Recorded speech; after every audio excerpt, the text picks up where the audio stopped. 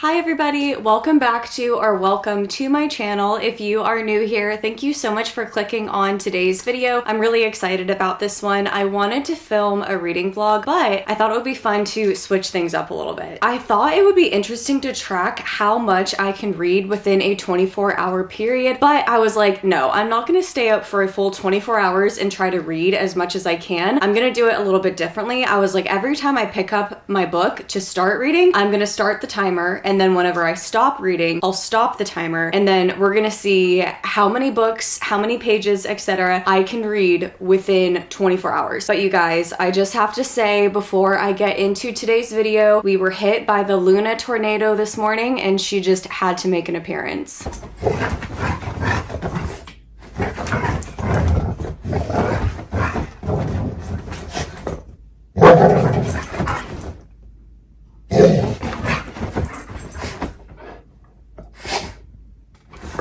Luna is just hilarious. We absolutely love her. But also I realized that I started filming clips for this video yesterday with this book, Where Time Stands Still by N.S. Perkins. But I was like, I didn't film an intro, so everybody's not gonna understand what I'm doing quite yet. So that's why I thought I would film this introduction explaining the challenge, but now I'm gonna throw in some of the clips from yesterday's reading.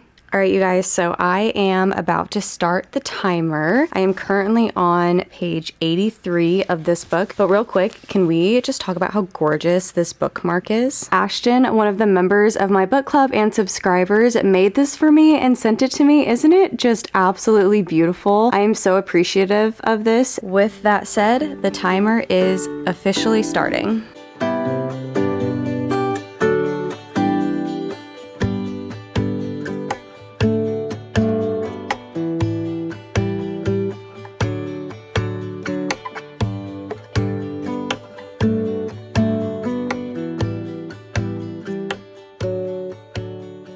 Okay, hello again. We are back in present time now. I thought I would go through the stats of my reading yesterday, and I'm not going to go through all of the stats every single day throughout filming this video. I'll probably wait until the end, but I thought for the first day I could give you guys a summary. So day one, I read 120 pages, and I read for a total of 2 hours and 33 minutes. I do think that I will finish this book today. I am currently on page 203, and total there are 283 pages. This book definitely gives Hallmark vibes, but it's much heavier and has a lot more depth and detail to it than like a simple Hallmark Christmas movie. The setting is at a Christmas tree farm in Vermont, so you're definitely getting that wintry romance vibes while reading this book. The story follows Wren and Aaron. Wren is a lawyer who has been assigned to Aaron's father's case. He has a medical malpractice case, and that is what brings the two of them together. Aaron is going through his own struggles. He works as a graphic designer. However, he is probably more than likely going to have to give up that job to work on his parents' Christmas tree farm because his dad is really ill and can no longer take care of it. So throughout this book, he is dealing with a very big life change, and Wren is dealing with her own problems as well. So Wren has the gene to develop early familial Alzheimer's disease, which both her mother and her grandfather had, so it's pretty much set in the cards that she's going to develop it as well. So because of this, she has become very guarded. She doesn't let people in. She's too scared to let people get close to her because she doesn't want her future diagnosis to affect them in the way that her grandfather's and her mother's has affected her. I'm at the point in the book right now where Wren and Aaron are definitely attracted to each other, and they are really obviously enjoying each other's company, but Wren is too scared to let herself fully fall in love with him. I have to be out the door, leaving the house for a doctor's appointment in about 45 minutes, so let's see how much reading I can get done in the meantime. I just made myself lunch. This is the Southwest rotisserie chicken wrap from Costco. It is so good, but I prefer to have mine warmed up, and I feel like it heats up easier in the microwave if you chop it up. And so I don't know, I just like to eat it this way instead of handheld like a normal wrap. It's really good. So I'm gonna eat my lunch, continue reading my book, and then head out on my doctor appointment.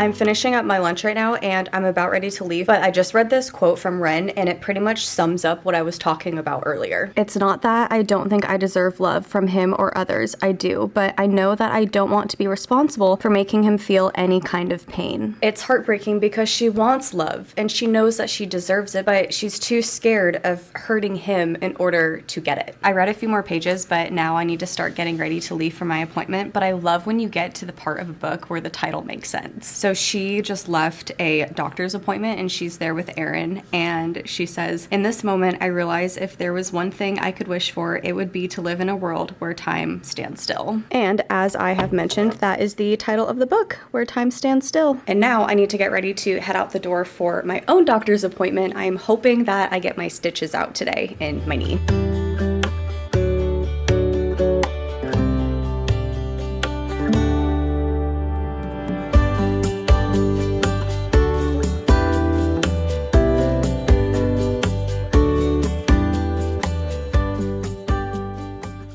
I have just finished this book, Where Time Stands Still, and I'm not gonna lie, the ending had me tearing up a little bit. What a sweet and just heartfelt book. I'm going to do a wrap up of all of the books that I read once I am finished with my 24 hours of reading, but currently with my challenge, I am at 4 hours, 14 minutes, and 44 seconds of reading. I'm gonna go watch a movie with Eric and then maybe pick out another book to start tonight.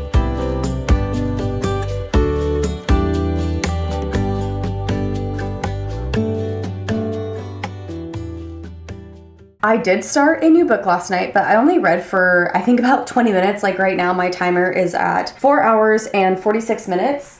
And the book that I started is this one. It is called The Fabric of Our Souls. I'm currently only 24 pages in, and just glancing through the pages, there is so much art in it. So I would highly recommend getting a print copy of this book if it is one that you want to read. This book is also on Kindle Unlimited, so I will probably flip-flop between reading it on my Kindle and the print version, but I do think that reading the print version of this book will only enhance your reading experience because of the beautiful artwork that is spread throughout it. This is not your typical read. I can already tell it's going to be very sad and it's very dark, but I am a strong believer that not every book needs to be happy. Like, sad stories need to be told too, and especially stories that revolve around mental illness like this one, because it is so important for us who might not be suffering from that mental illness to learn about it in a way that will enhance our compassion, our understanding, and our sympathy towards people who are struggling. I am also a strong believer that sometimes when you read books about people who are struggling and who are really going through a hard time or are just going through something that maybe you don't have experience with, by doing that, it helps you become a less judgmental person, and in a way, you kind of put their shoes on for a minute and you can see things from their perspective as well. So it's very eye-opening. The Fabric of Our Souls is a twisty, mysterious thriller nestled in the sorrowful embrace of a rainy mountain institution and its inhabitants. And then the back of the book says, "I'm 26 years old and I want to die. Waking up alive in the hospital with my brother weeping over me is the moment that changes everything. He has me committed to Harlow, an unusual rehabilitation center with unorthodox methods and a storied past. There, I meet my roommate, a man with cruel eyes and a sense of humor even morbid than my own. We're strangely drawn to each other. I crave death, he craves life. Can two people like us cure each other?" If you are thinking of reading this book, I highly recommend that you take a look at the content warning page, just because your mental health really does matter, and there are certain things in this book that I can imagine would be very triggering. If it is not something that you feel like you would be up to reading, then that is 100% okay, and I really appreciate the author for putting those content warnings in the beginning of this book. Enough about the synopsis of the book. Let's start my timer and see how much I can read today.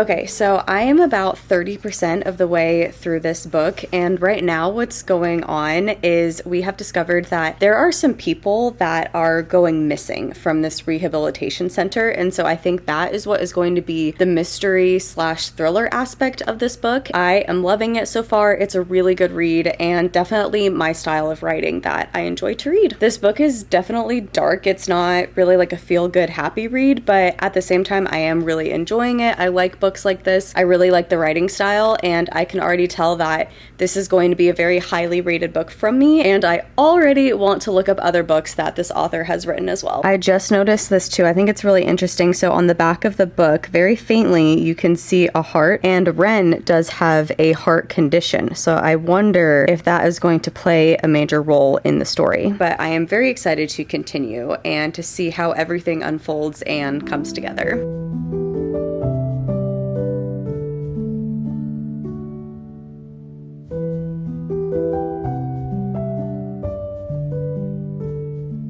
Hey guys, so it's been a few days since I have last talked to you all. I didn't film over the last few days because my knee was just in a lot of pain, and mentally I just needed a few days to just not whip out the camera and film myself. As much as I love YouTube, sometimes I do need a break from being in front of a camera constantly. So anyway, I did finish this book, The Fabric of Our Souls. Let me tell you, the ending, oh my gosh, I can't talk about the ending of this book or it will spoil the entire thing, but I haven't ugly cried from a book like this in so long. Wow, the ending is so heartbreaking, but so beautiful.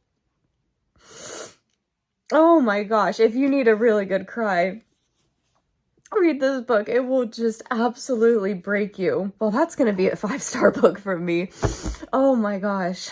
It got to me and it broke my heart and mended it back together, and just wow. And then once I finished this book, I actually took about a day and a half off of reading just because I wanted to just digest this book, let the emotions sit with me for a while, and then I finally felt like picking up a new book today. With my reading timer, I am currently at 11 hours and 8 minutes. So that is how long that it took me to finish this book and read this book. So 2 books in 11 hours. That is not bad. And I'm ready to keep going with my next one. Our next book is called Where We Belong by N.S. Perkins, and this is the sequel to this book. They're both based in Evermore. So they're both based in the same city, the same world. And what's really cool is this book follows Finn, and Finn is Aaron's best friend. So we got little glimpses of Finn in the first book. We don't know much about him other than he was a traveler for a really long time, and he has moved back to Evermore in his late 20s to settle down, I guess you could say, and help manage the Christmas tree farm. But what is really cool is his mom owns a gymnastics gym, and if you didn't know, I was a gymnast for 17 years, so I just think that is so cool. Like, I don't think I've actually ever read a book where one of the main characters is a gymnast, and Lexi is the girl main character in this story, and she has moved to Vermont to go to this gymnastics gym because her current gym that she was at in Phoenix dropped her as an athlete, which in real life I don't ever see that happening, but it is just a story. So Lexi is currently training for the Olympics, and she's trying to go to all of these different competitions, and a little over a year ago she had a really bad fall on bars, and it ended up injuring her very, very badly, and she's having some nerves and some fear issues like getting back into gymnastics, and her old coach basically said that like he wouldn't coach her anymore because of it, but she still has the dream of going to the Olympics. And so when she saw online that there was a position open to be a full-time gymnastics coach at this gym in Vermont, she immediately called the owner of the gym. They worked it out. She was hired under the one condition that she made, that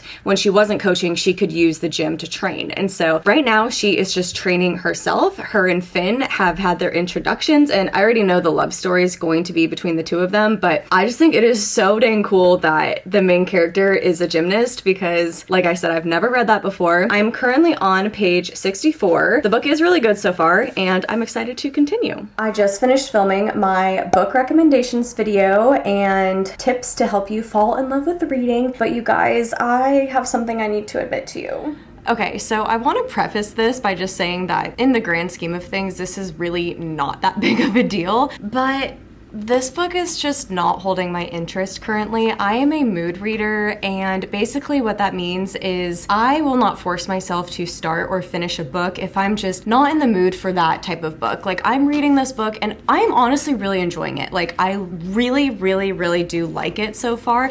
I especially love the gymnastics aspect to it, and I think it's written very well. I'm currently 142 pages in, but there's another book that has just really piqued my interest, and I cannot stop thinking about it. When I get in one of those moods where I just cannot get a book or the characters out of my head before I've even read it, that is just an itch that I have to scratch. And that would be the first book to the Crescent City series by Sarah J. Maas. I think I am just seeing a lot of hype for this book on social media right now, because the third one comes out in less than 2 weeks at the time that I'm filming this. And it's obviously a very highly anticipated release, and so I guess I'm just getting FOMO. I've just been waiting until I have felt like I've been in the right mindset to tackle a really lengthy and intense fantasy series, and I just finally feel like for some reason today I am at that point. So what I'm going to do is I am going to table this book for another time. I own it. I'm almost halfway through it. I will finish this book one day. I know I will, because I do really enjoy it. I'm just not in the mood to read it right now. So I'm going to table this, save it for another time, and finally start Crescent City. So I have currently read for 12 hours and 33 minutes. I guess we're gonna see if I can finish this book within the 24-hour period. Crescent City follows the two main characters, Bryce Quinlan, who is a half-fae, half-human, and Hunt Athalar, who is a notorious fallen angel. The city they live in is home to all different types of mystical beings, and when Danica, who is a wolf shifter, along with her entire pack, is murdered in her apartment, Bryce, who was her best friend, finds herself distraught and grieving. 2 years later, secrets are revealed, and the investigation into Danica's death is opened back up, and somehow Bryce, along with Hunt, find themselves at the heart of the investigation, working together.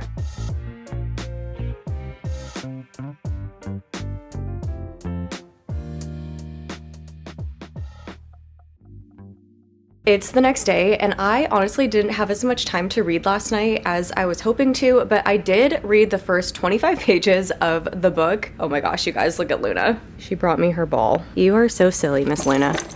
Oh, you almost caught that. Okay, this is like a new game. Good girl, good catch. Even though I've only read 25 pages of the book, oh my gosh, Luna. Okay, sorry, I'm just gonna be throwing the ball for her. I'm obsessed. I love it. I think it's gonna be an awesome read.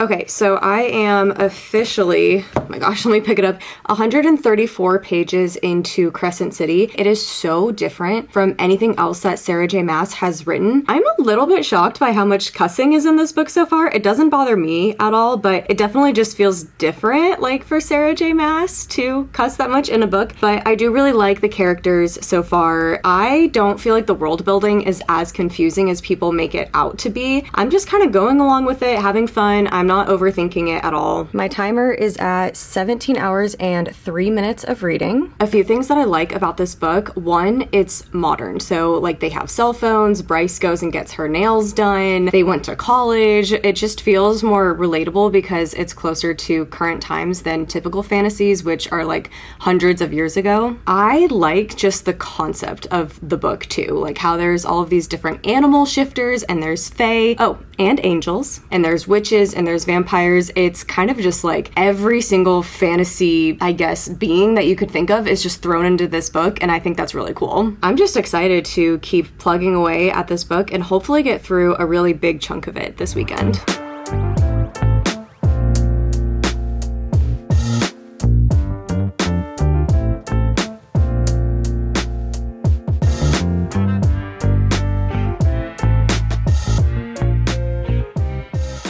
Alright, you guys, so I've officially finished my 24 hours of reading, and in that amount of time, I was able to finish this book, Where Time Stands Still, read this entire book, The Fabric of Our Souls, and I think I made it through about half of this book, Crescent City by Sarah J. Maas, and as you can tell, this book is massive. I do have the specific stats on my phone though. So I lost track of how many days it took me to complete this video, but I will say, oh, I also forgot to mention that I read 142 pages of Where We Belong. So I made it through about half of that book in today's video too. And then at the time that I hit 24 hours, I had read 351 pages of Crescent City, House of Earth and Blood. So within 24 hours of reading time, I read 1,037 total pages, and that is an average of 43.2 pages per hour. And then if you break that down even further, that is 0.72 pages per minute. Almost 1 page per minute of reading. Quick review of the books that I read in today's video. I will be doing a full review of every book either at the end of this month or early February, where I do a complete wrap up on every book that I read in January. But Where Time Stands Still, I gave this 4.25 stars. I cannot rate Where We Belong quite yet because I'm not done with it. The Fabric of Our Souls, this was hands down easy a 5-star read for me. And then finally we have Crescent City, House of Earth and Blood. I technically can't rate this book yet because I'm not finished with it, but I will say that this book is on track to being a 5-star read from me. With all of that said, I'm going to conclude today's video, so thank you everybody so much for hanging out with me over this past week or two, however long it took me to film all of this. If you liked today's video, please give me a big thumbs up, and if you're new here, don't forget to subscribe because I'd love to see you again in future videos. I hope that you're all having a fabulous day, and I'll see you next time.